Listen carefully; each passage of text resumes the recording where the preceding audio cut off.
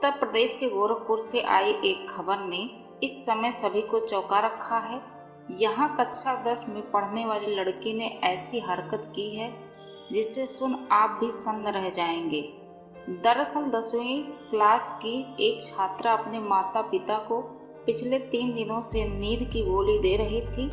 वह रात को किसी भी तरह से अपने माता पिता को नींद की गोली दे देती।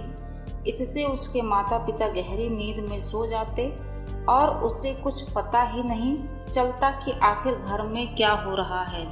दूसरी तरफ लड़की अपने माता पिता के गहरी नींद में सो जाने का इंतजार करती। जैसे ही वह देखती कि माता पिता गहरी नींद में चले गए हैं, तभी वह बाहर इंतजार कर रहे अपने प्रेमी को घर बुलाती और रात भर दोनों रंगरलियां मनाते। सुबह माता पिता के जगने से पहले ही लड़की अपने प्रेमी को घर से भगा देती। ये मामला गोरखपुर से सामने आया है। दरअसल लड़की का प्रेम प्रसंग पास के ही एक युवक से चल रहा था, मगर इस प्रेम प्रसंग में पड़कर लड़की ने वो कर दिया जिसका किसी को अंदाजा भी नहीं था। दरअसल लड़की रात को खाने के दौरान अपने माता पिता को नींद की गोली दे देती थी।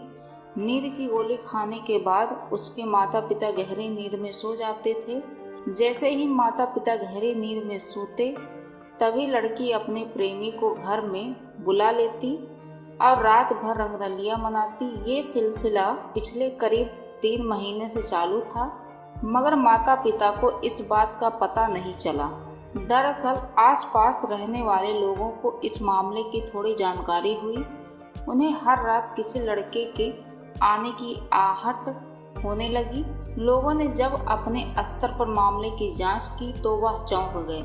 उन्होंने इस जानकारी लड़की के माता पिता को दी। इसके बाद उन्हें भी अपनी बेटी पर शक होने लगा।